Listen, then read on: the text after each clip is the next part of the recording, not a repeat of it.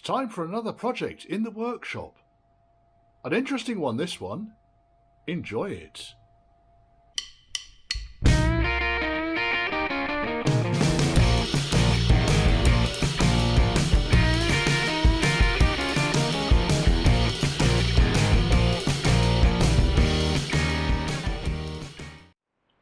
But before we get down and dirty, can you check you're subscribed? And if you're not subscribed, why not? If you think you are, just double check.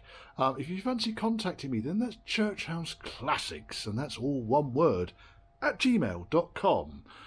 Bear in mind, there is only one of me. I do get back to every single email I receive. It may not be the second I receive it, though, so please be patient. And if you fancy supporting the channel, or just plain buying me a pint, in which case, please say in your donation, buy yourself a pint, Richard, but any support to the channel is gratefully received. Right, so this chappie is an interesting one. It's left-hand drive, southpaw, and the customer wants to keep it left-hand drive, which is good. It is a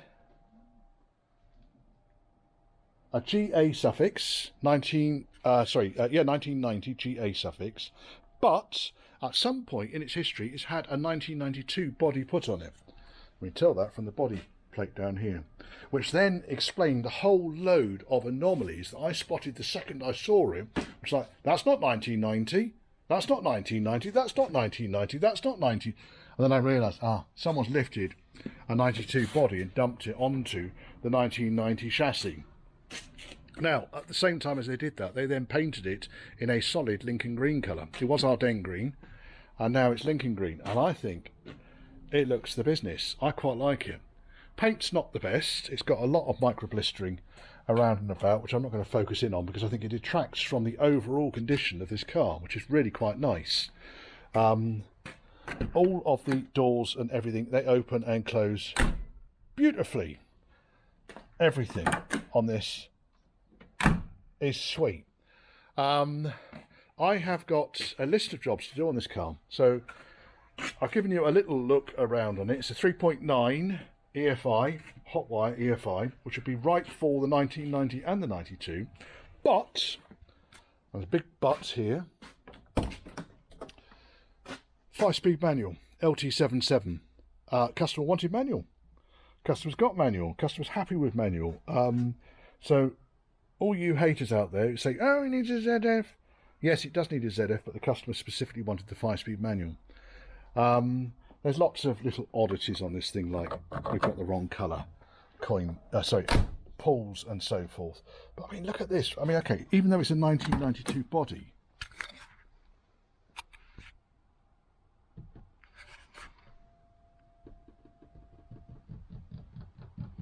I'm jealous. Doors. It's a sweetie. That's what it is. Original front wings on it. It's had ABS on it, but someone's taken the ABS off and put a servo and master cylinder setup on it. Part of the renovation here is to go back to ABS on this. It's also got all of the plumbing in here for cruise control, which we're not particularly bothered about. Customers not bothered about having cruise control on this. So where are we going to go with this? Right, my jobs. Initially, my jobs on this are to get all of the electrical anomalies fixed on this. Oh, one thing I will say, this ain't wood. This is plastic, really, really thin plastic. Okay, that piece has not been put in there properly, so I'm not going to go near that. And I was thinking, how on earth did that get broken like that? Well, because it's all soft plastic. But done that too bad. Right, so let's go through my initial list of what I'm planning to do with this, and we can take it from there. So where are we? Gary's car. Here we are, Gary's car. So Gary really wanted someone who knows what they're doing to go over the car one end to the other, and really just look over the thing and get it sorted out. Now, this doesn't mean go absolutely berserk with his checkbook. This is not a checkbook restoration. This is about going over one end to the other, discussing things that really could be better, or things that might impact the usability or the reliability of this car, and fix them. So I've been over it, initial observations today, and I've spoken to the customer about it, and we're happy with the current approach.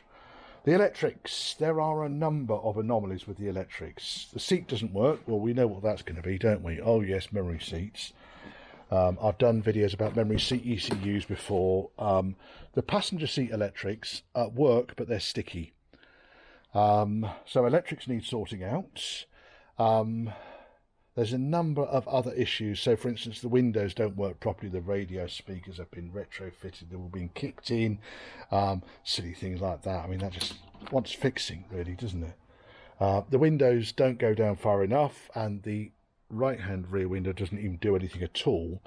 The switches are all wired in upside down. There's no isolate switch on the switches for the rear windows, which is probably why they're not working from the doors. The interior lights don't work beautifully. Certainly doesn't work from the driver's door, but if I open the back door, oh look, oh no, it's still not going to work. It was working just now. It's probably because the driver's door's been open.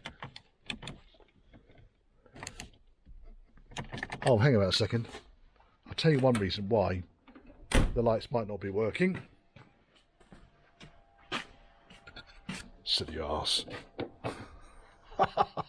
What a silly arse. It's a beginner's mistake, folks. It really is. Customers can get billed for these sort of buffoonery. Right, so back door opens and the light doesn't come on. Fantastic. Oh, outstanding. It was working just now. So we've got intermittent faults all over. It does come on with the switch on the dash, but the light at the front doesn't come on. I'm wondering because it hasn't got a bulb in it. Sort that out.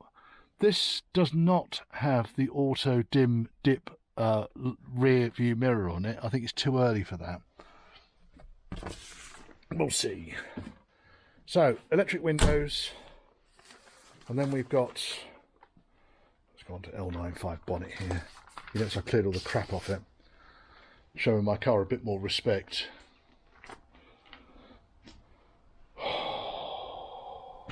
Loss of coolant from the cooling system. When he drove down on Saturday from Leeds, he did have to put about a quarter of a pint in. To be honest, that's probably about right. We are going to change the engine over, more on that later. But I'll run a sniff test on it just to check there's no exhaust gases in there. Otherwise, it's just going to be almost certainly either radiator leaking or one of these clips is not done up properly. These are not particularly efficient at hanging onto the coolant. You need to check the oil and the coolant level on these, like you would any ancient car. I mean, bear in mind that the setup is kind of like, it's late 60s, and you've got a 1950s designed engine. 1960s, early 1960s design engine. Right, he wants the whole of the engine bay sorting out, and when the engine comes out, we're going to tidy the whole of the engine bay up. ABS back on, as I say. Tidy everything else up, make it look a bit smarter than this. It does look quite smart, but certainly a lot smarter than mine. The suspension, it's very sloppy. So we want all of the bushing changing on all of the suspension. He's quite keen to have it just lowered just a tiny bit. Famous Ford do the ubiquitous 25% uprated springs, the filling rattlers. I'm not fond of them, but so we're going to put 25% uprated springs on this and decent dampers on it. I'm not quite sure what's happening with the tyres. The wheels are colour coded obviously, so we'll just leave those as they are. Rebush the suspension. So spring rates on standard cars differed very little from start to end of production. Difference is left-hand drive, yes, so left-hand and right-hand springs are different on left-hand drive cars, and it looks like someone's changed the springs because this corner sits significantly lower than that corner, so it's possible the front springs are even wrong on this thing. So yeah, springs. Oh, where are we? La la la la. Shock absorbers, la la la la la, rebush, redundant brake lines, which we're actually going to make unredundant. We're going to reintroduce the ABS, Gearbox second gear is ropey. Steering pump is an absolute howler. Air conditioning doesn't work. So air conditioning, there's a specialist down on the Slough Trading Estate that I'm going to take it to ultimately. Oh look. So the interior lights are now on and the door light is on. And has that happened because the switch is on the dashboard? Let's take the switch off on the dashboard. Right, and now the light on the door is on. This is, I think, what the customer means by sorting out some of the electrical anomalies. So we'll keep an eye on the door light. That'll go off in a couple of seconds, hopefully. Air conditioning, yeah, Slough Trading Estates. Power steering pump, just replace it. There we go, the light's gone off now. Power steering pump needs to be replaced. It's a howler. The power steering box, left-hand drive, of course, is moist. So we need to find out what's going on there. The customer's bought himself a John Eels 4.6 litre Rover V8, which has been set up to run with distributors. So I think it's a P38 engine that's been rebuilt, top-hatted, whatever. That the customer wants to pop in here in place of the 4.6.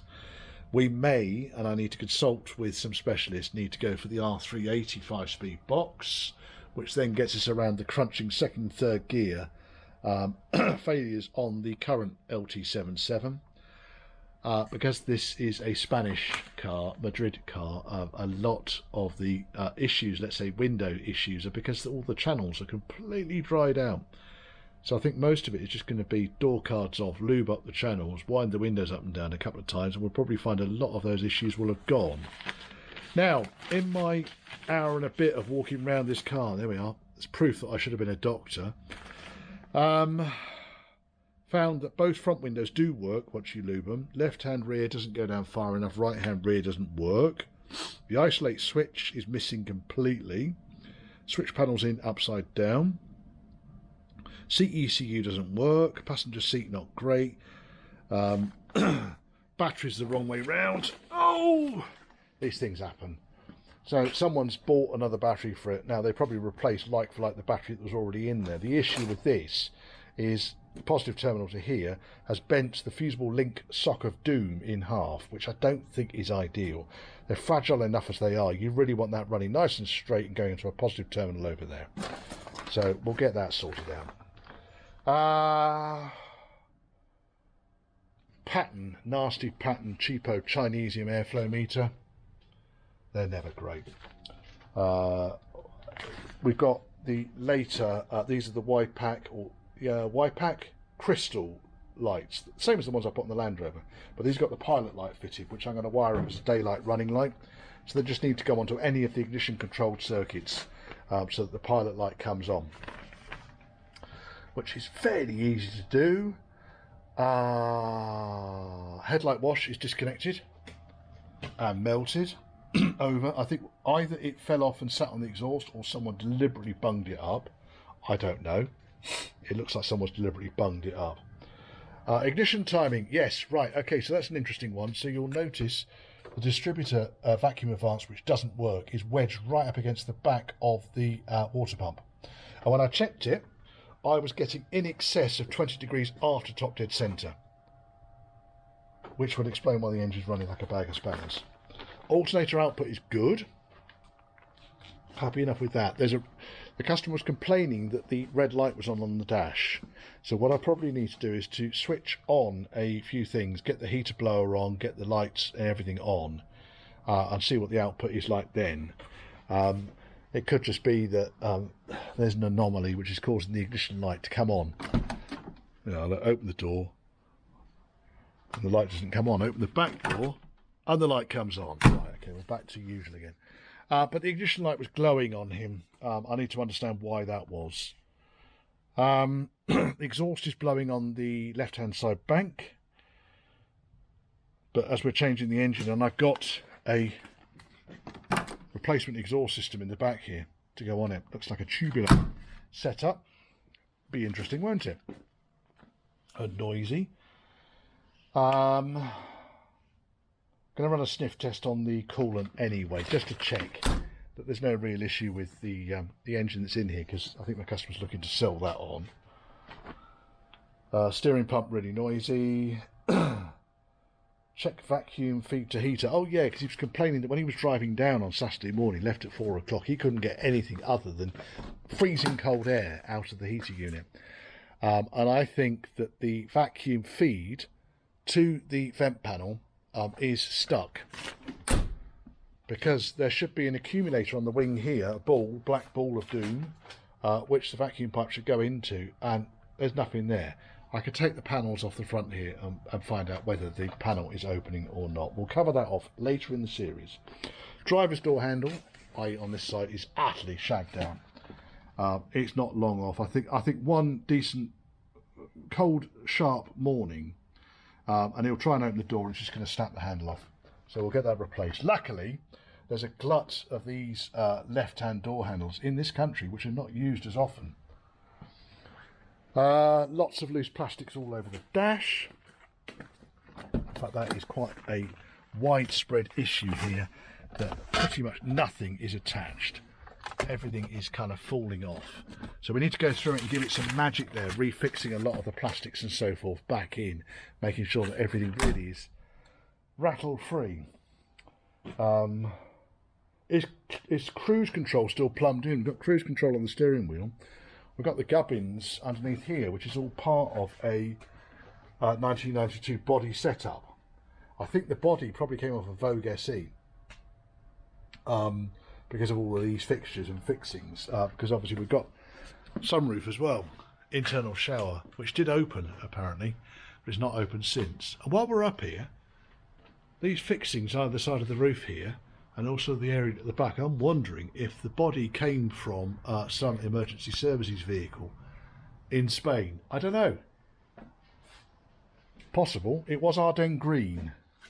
But did emergency services vehicles in Spain come with sunroofs and Vogue SE spec? I don't know. Interesting, huh? So cruise car, and then obviously a misfire idle, which is because the ignition timing is 18 miles out, which I'm going to fix first of all, so I can see if we can identify other issues with the car. And what else did I find? Exhaust blow, various lights and bits and bobs not working. Viscous fan has got a load of chunks taken out of it for some reason. I don't know if you can see in there. It's going to come off next, and there's no vacuum advance on the distributor. But apart from that, brilliant. Well, that's running infinitely better, having reset the ignition timing now. So basically, the distributor was right up against the back of the water pump and was still advanced. We've still got a very slight misfire on it, but we've got an old ignition system on here. The problem I've now got is now we've got the ignition timing right. Check this out. So nice steady idle there. We turn off.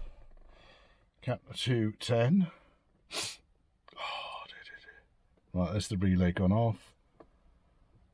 Right, okay, now start up, watch.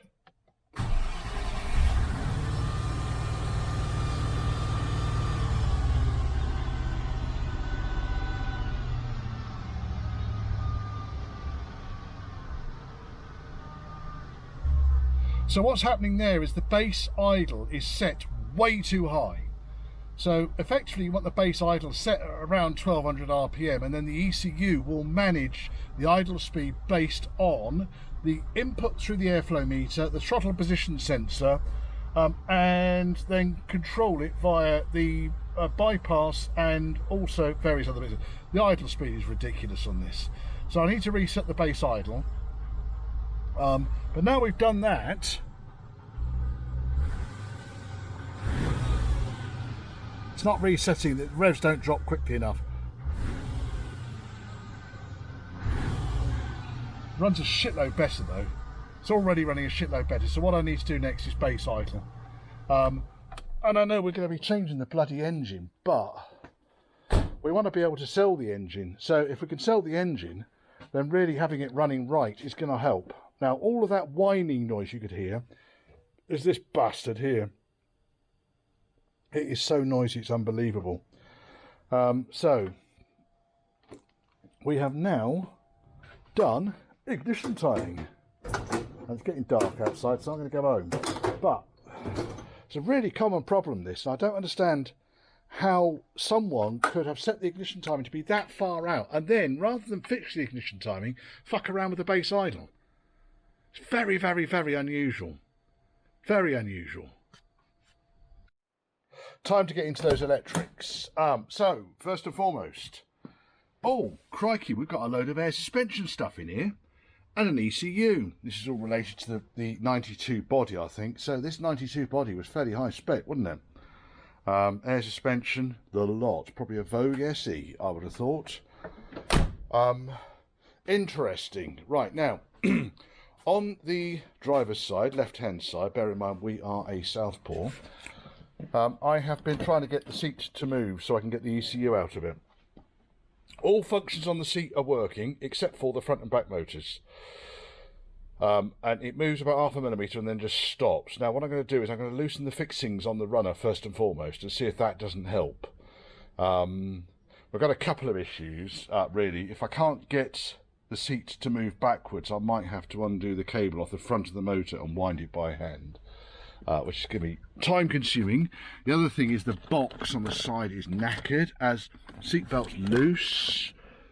We can fix all these things. These are all fairly straightforward jobs to fix. So I think really we want to get it to the point where I can get the seat ECU out and the seat moves around. Then the seat can go back in, because I want to keep this thing relatively mobile at the moment, because I might need to move that. I don't want to completely immobilise it. Nice dry floors. Nothing particularly nasty going on in there. You can see when they painted the shell, they painted it. Oh, there is a bit of damp on there. Look. So there is some moisture in there. We need to double check where the moisture's coming from. Hopefully there won't be any rot in the bulkhead. Hopefully it's just down to door seals and so forth, because the door seals here are looking fucked. That is going to allow water past there like nobody's business, because it's come away, you see. And this looks like a very original single part seal as well. Yeah, we're going to need to do something with that. So what basically happens is the rubber, squashable rubber seal bit separates from the backing, and then when you end up with a situation like that, and then the water runs down and then just goes inside the car. Almost certain that's where the problem is. So we might need to look at a selective. I mean, it might even be because, of course, we are the overused door on a left-hand drive vehicle. Have a chat with Tim, my parts man, parts genius, and see if he's got one of these off one of his right-hand drive shells, because it might then be in slightly better condition. You can see down here it's all come away as well. So this seal, we might be able to recover, I don't know. But for now, it is worse than useless. Because you'll be thinking, oh yeah, it's all working, but it isn't. Anyway, that came out and I don't know what I'm going to do with that now. Silly arse. Right, so let's put it over here for a second. Go on there. Right, now. And it's on the floor. So, really, it's going to be an Allen key. See if I can get an Allen key into the seat fixings, loosen the fixings, see if I can't then get the seat to move backwards and forwards. It could just be that the runners are a bit on the tight side. Or it could be that the motor is shagged. Yeah. Right, so with a lot, and I mean a lot, of pushing, shoving, manipulating, moving it backwards and forwards, and there are no front fixings on the seat at all. I managed to get it far enough forward so I can undo the back fixings. And oh, I don't know where I got to with that because the phone started ringing. But in a nutshell, you can see under here we've got one fixing, one missing fixing, and one bolt. Goody. Yeah, nothing's really kind of working. So what I really want to do is get the seat out, I think, and then work out what's wrong with the motors, and then find out what we've got. The reason for taking it out, of course, was to sort out the ECU. The box that the switch goes into is fucked. And also, while I was under here, I wanted to see what we've got left of ABS electronics, and it looks like it's all there, which gives me a start point for reinstating ABS. We've got all the connectors under here as well. So they're all here, all wrapped up nice and tidily. So probably what I'm going to need to do is to connect everything up and see if I can't get it energized. But before we do that, and before we immobilize the car, let's just doing some rudimentary checks really. Right, finally got the ECU out of the car. So let's see what's going on inside it. 2 screws. There's no signs that this thing's ever been refurbished. And it's got a late November 91 sticker on it. Oh, apparently guarantee void if seal is broken. So it might have had a service, but it ain't working. So, and we've got no idea who did refurbish it, so I'm just going to break the fucking seal. Pardon the expression.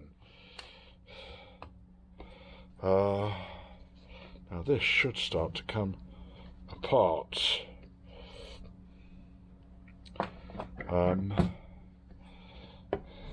Yes, it is.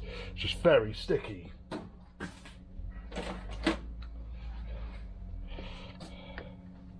So it kind of leans on. This thing's not been apart in a very long time. Right, it's starting to move. Come on, you fucker. There he goes. Click, click, click. That's starting to move on that side. And click. Click. Top comes off. Oh dear. It's not looking beautiful. It's got some burnt tracks on here. Now if I get the top cover off, which this should in theory just fall out of here, but I don't think it's ever been out. Right, well there's the battery. This is the bastard that causes all the bother, and all the tracks here are burnt out. However, I have seen a lot worse than that. It's actually done more damage on this side of the battery than this side. Normally it's all these tracks down here that go, and it's the ones over here as well. So that can go off for a refurb, I think. Right, what I'm going to do while the seat is out is I'm actually going to confirm that the motor is causing me a problem at the front end, because if you remember, I had a problem with getting the seat to go backwards and forwards, which is not very helpful. Phone blipping. So let's get set up, because I've got access to the connector here, which is there. Nice blue connector. Right, and I'm going to use my little rig that James, thank you James, made up for me. Fixed up the rig. I've got it plugged into the forwards and backwards. I've got my two-way switch, and oh, well now you decide to work. You bastard. Right, okay, so I think what I'm going to do then is I'm going to bolt this back down to the floor and see if I can't get it to work again. Because you remember from my other video, which I'll link right here, you got 4 sets of pins. Forwards and backwards, front up and down, back up and down, and then the seat backwards and forwards is what the 4 sets of pins do. And all you've got to do really is to put power in one direction or the other. And this switch is just a little bit easier to do this than using the power probe, because I can actually just plug it in onto the 2 pins, give the circuit a supply and an earth, and then use the double-ended switch to move the seat. Neat. Yeah, thanks for that, James. That is absolutely splendid. Right, so I think, like I said, I'm just going to put the 2 bolts back on the seat. The other problem I have with it, of course, is the seat doesn't really have the right fixings, so I'm going to have to get some of those sorted out. But yes, is the answer, I think. Right, let's take that off there. Pop that through and over there, because that wants to go at the back, really. We've got all of the ECU for the ABS and everything, which is one of the two things that I wanted to check out in here. The other thing I needed to do was I wanted to get the switch off the side here, because the box is bollocksed. Someone has been in it. I don't know if someone's just wrestled it off because they couldn't work out how it came apart, but there's just a world of broken plastic here. So the switch is probably okay, but what I'm going to need to do, I think, is get another box. Right, Richard, why is the seat out? The seat's out because when it's not bolted in at all, this side, this corner here, is about 1 inch off the base, and all the other 3 corners are fine. So what's actually happening then is it's rocking around on the 4 corners here, which is probably why the backwards and forwards motion wasn't working, because it was too damn tight. Now, if we look at this, we can see that that is very clearly quite a long way up compared to that one. Look at the gap here, just about get my finger underneath it, gap here, well, there's your inch. And who said 1 inch didn't matter?